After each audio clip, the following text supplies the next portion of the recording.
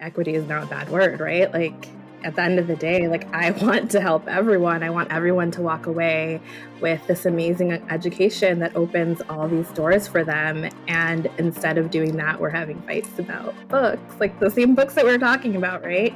And instead of opening doors, we're trying to close them for kids. And so it's just really challenging because these issues that shouldn't be partisan or part of like a culture war have become them.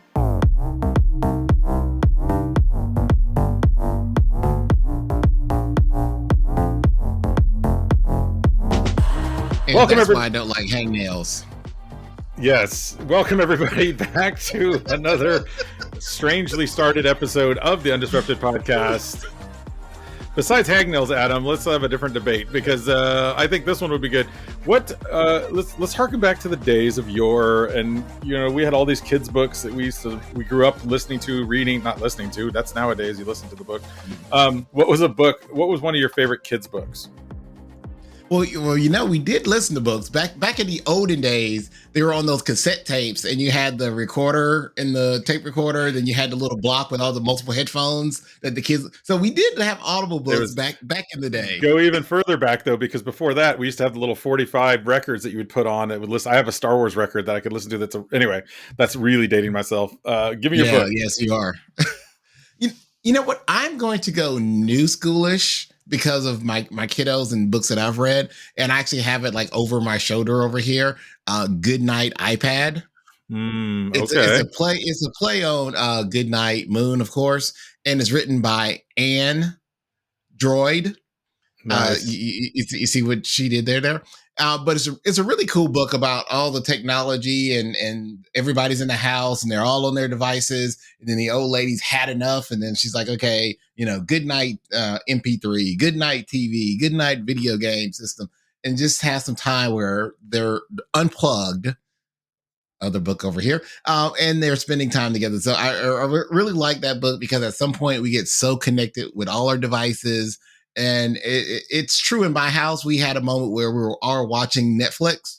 And then I looked around and everybody was on their devices as we were watching Netflix. My 3 kids were on their tablets. My wife was on her phone. I was on my phone and Netflix was on. So you even got to think, are you still watching? Because we were all watching our devices and watching Netflix at the same time, which we needed to unplug. So for me, Good Night iPad is my kids' book right now.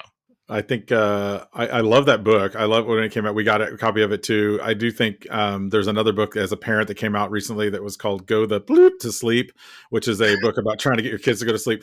But for me, which I definitely can relate to with 3 little ones, but yes. For me, it's I was always a big choose your own adventure fan.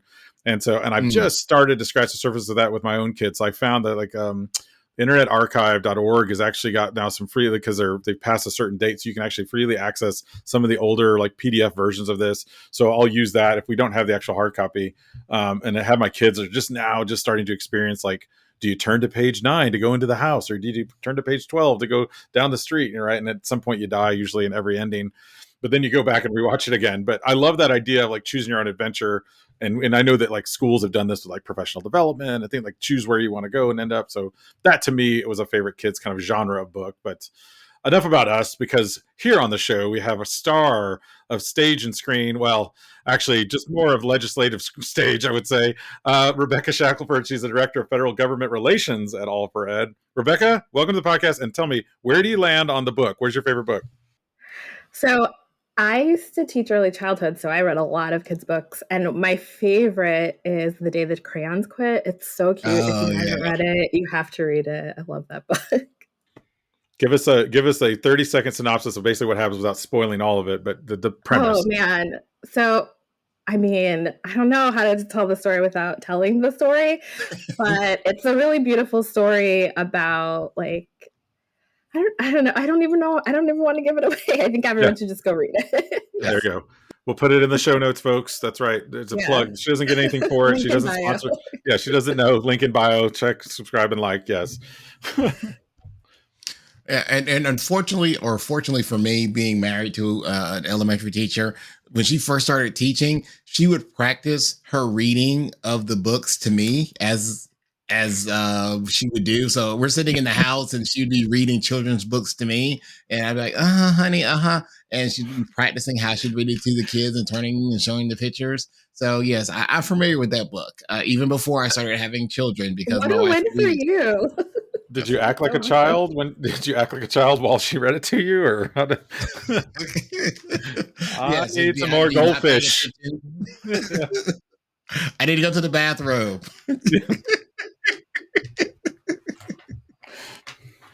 So that's how you start a podcast. So, There we go. Yeah, that's wrap it up. Tie that little part up there, put it out there for the world to see. Like, what just happened? so Rebecca, for people who aren't familiar with a title like yours, can you tell people, let our listeners know, what is it that you do at All for Ed as a director of federal government relations? And with that being said, you mentioned you're an elementary teacher. So how in the world did you get Yeah, into that it's a role? pathway. Sure. Well, which one I will tell you what I do for work now, and then I can tell you how I got here. So I mean, honestly, like I know it's a bad word, but I'm basically a lobbyist. So I spend a lot of time working with our federal government, so both the administration and with Congress, trying to help them and help us and help young people. So a lot of my work is like supported by our amazing team that we get to work with, where we like give them really good research, really good data, and then we try to push them to make good policy around that. And then once there's good policy in place from the Congress side, making sure the administration does a good job of, implementation and guidance and things like that. And then what got you there? How'd you go Oh from yes. elementary? How'd you get from elementary to that? Yeah. So I remember when I was 6, everyone used to tell me, "Oh, you're going to be a teacher." And I was like, "I'm not going to do that." And then of course I became a teacher, and I taught early childhood. I taught Montessori, like primary. So like 3 to 6 year olds. It's amazing. It's awesome. I highly recommend it. And then I became a principal, and the whole time I was like, this is great, and I love this work, but there are such huge problems, and I thought I could fix them leading a school, and I felt like I couldn't, right? Like I could fix it for the people that were there, but I couldn't fix it for everyone. And I just felt like I had to keep going. And so I went and got a degree in education policy, and then started doing like civil rights and ed policy work. That is awesome.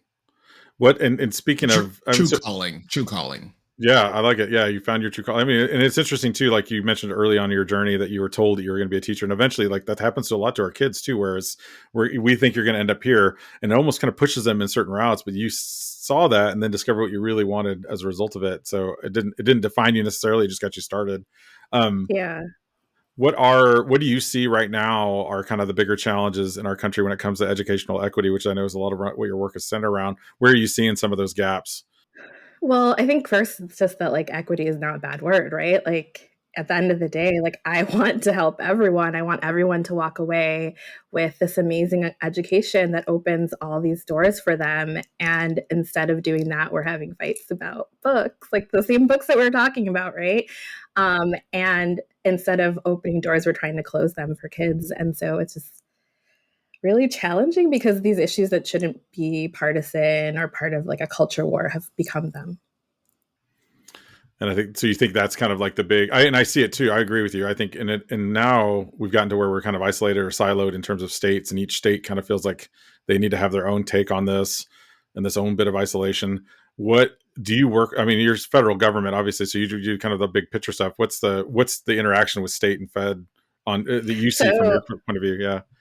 So I'm really lucky that I have a really good teammate who leads our state work. And so her work really focuses on supporting states, and we align our work together, right? So when we're thinking about like whatever the issue is, like digital equity specifically, right? Like we're thinking like what are the things that we need on the federal level, like big picture, and then how does a state or a local government create like the systems to support that to make sure that it actually works? Because we know, like having been in classrooms, like you can have all these great policies, but if they're not actually happening on the ground, like it doesn't mean anything.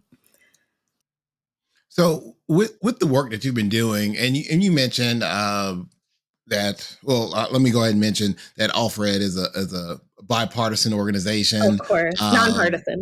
nonpartisan, Nonpartisan. Yes. or yeah, nonpartisan organization. What are some topics or some things that you've seen that are some that strike with both parties, as we start talking about in education and technology? What are some things that everyone can agree upon, or some areas that we need more funding?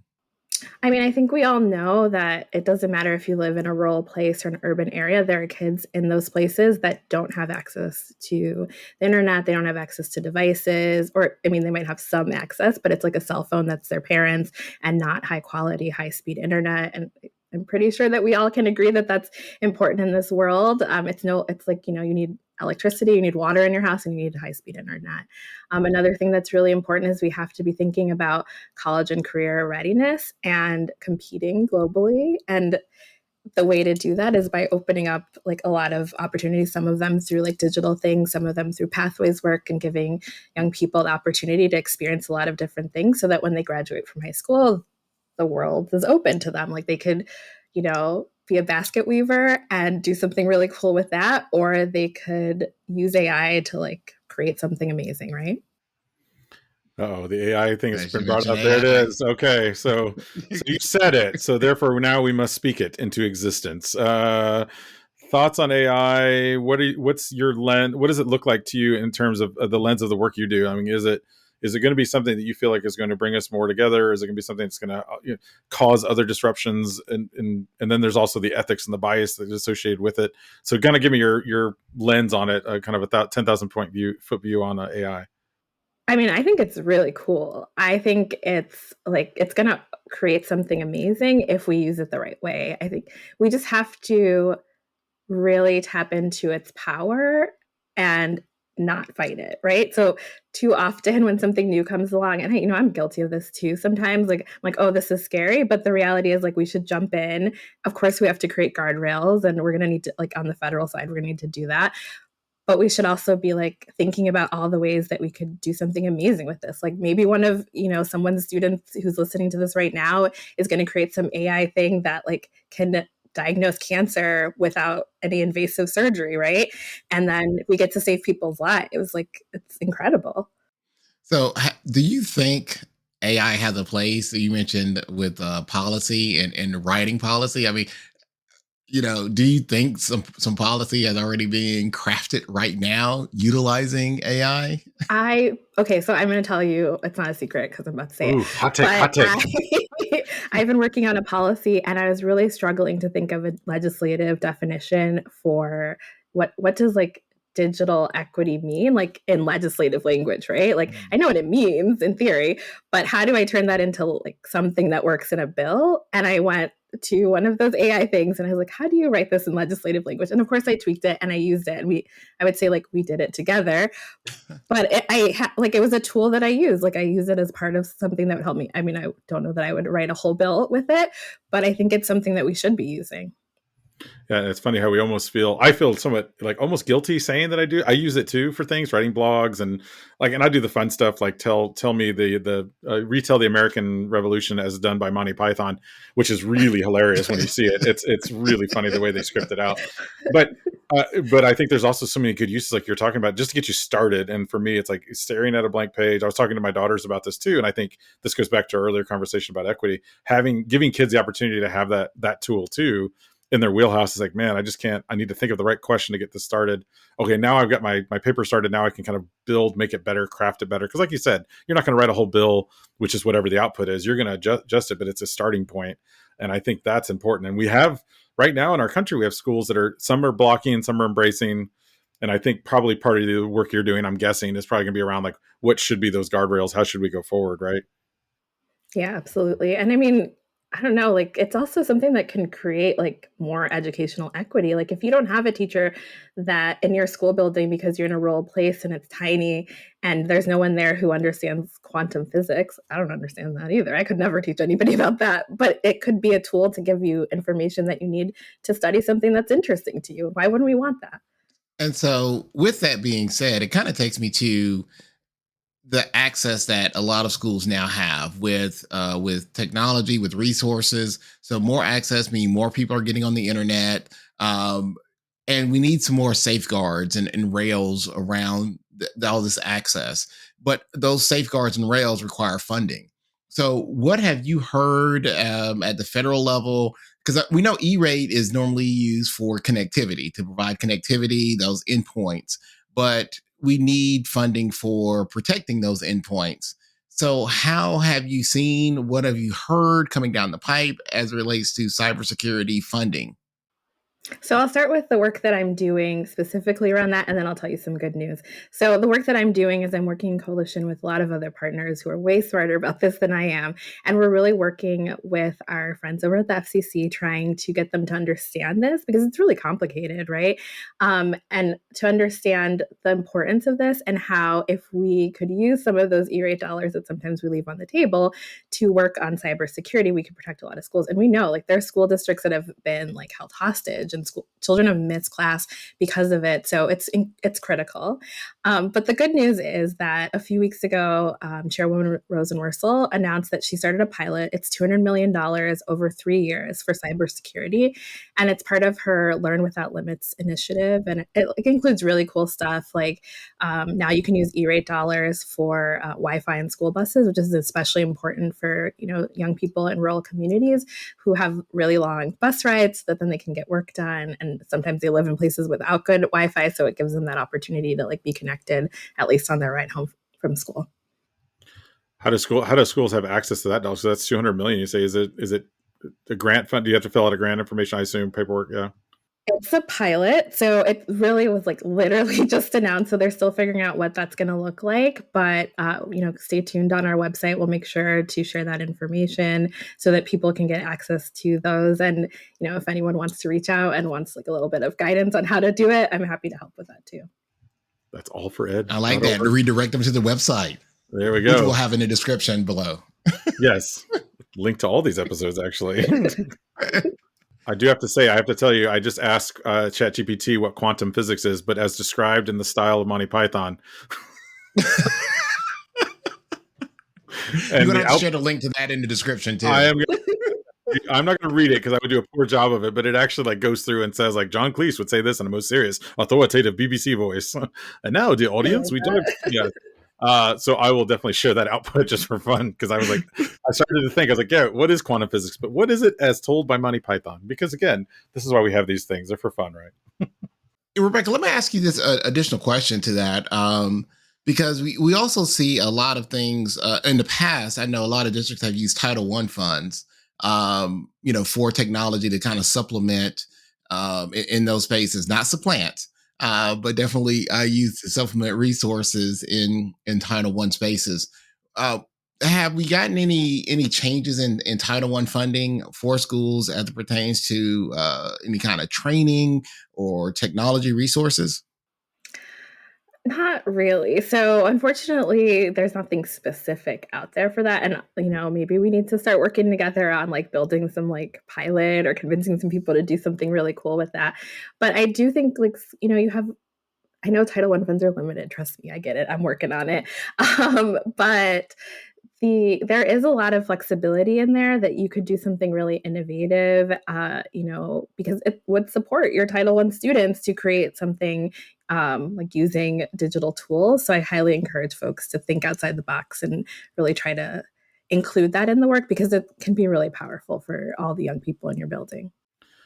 Yeah, first of all, I don't know how you have your hands in so many things. I don't know how you keep yourself balanced. I was looking at your website, looking at, of course, the All for Ed website, but just you specifically and some of the articles you put out there just about understanding and improving Title I, the ESEA fund. I mean, all of that is such an important part of this. And I think that's sometimes if we don't have that person, like someone like you that's helping us with that advocacy, that a lot of schools are left out there looking. Where is do you have like a go-to source yourself? Is there a place that you connect with that's like, oh, this is where I go to kind of get all my information or kind of continue to learn and grow and share? Is that just you just working, like looking at every nook and cranny I in go DC? to allfored.org because there's some great information. That's not a setup, but I like the spike. Yeah. Right. No, but I spend a lot of time reading like articles. I read, Ed Week, the 74, things like that. That's really helpful. But the reality is, I was a teacher. And at the end of the day, like most of the information that I get, I don't want to say like the policy information, but what I know matters and what I know people need is from talking to my friends that were teachers. Like that's how I try to stay grounded in this work because at the end of the day, that's what matters the most, right? Adam, you want to ask our ultimate question, because it leads kind of right into what we were thinking. Yeah, it really does. So with being busy and having your pulse on DC, your finger on the pulse of DC, that can be very disrupting at times, keeping up with all this stuff. But sometimes we have to separate ourselves from our work.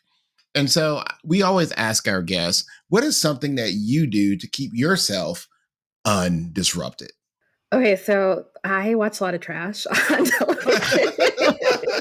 Like, I am a huge fan of, like, name a reality show that's about, like, dating, and I can tell you, like, all the drama. I, like, watch the TikToks. I'm, like, in it, and it, like, helps me shut my brain off, and I love it, and I highly recommend it. I know it's a whole, like, office pool around the Bachelorette. Yeah. Yeah.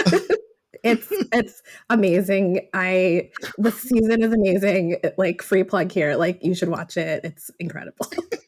We will not link that to the show notes, but yes, I love that. And there's some data involved at that too, in some ways. But I love that it's so opposite of kind of like the work you're in too. But it's a good detachment from. And to be clear, I'm a feminist, and I still think it's an amazing show. So okay, don't want to. Yeah, I love that. Yes. You have to have those things to disconnect from everything that's going on, because you will literally lose your mind if you're only thinking about work 24/7, whether it is, right, enjoying the reality TV shows that are out there. I can no longer keep up with the Kardashians, but I do the, what's the show? We were talking about it before with the silver cups and stuff. Love is Blind. Love is Blind. Love is Blind.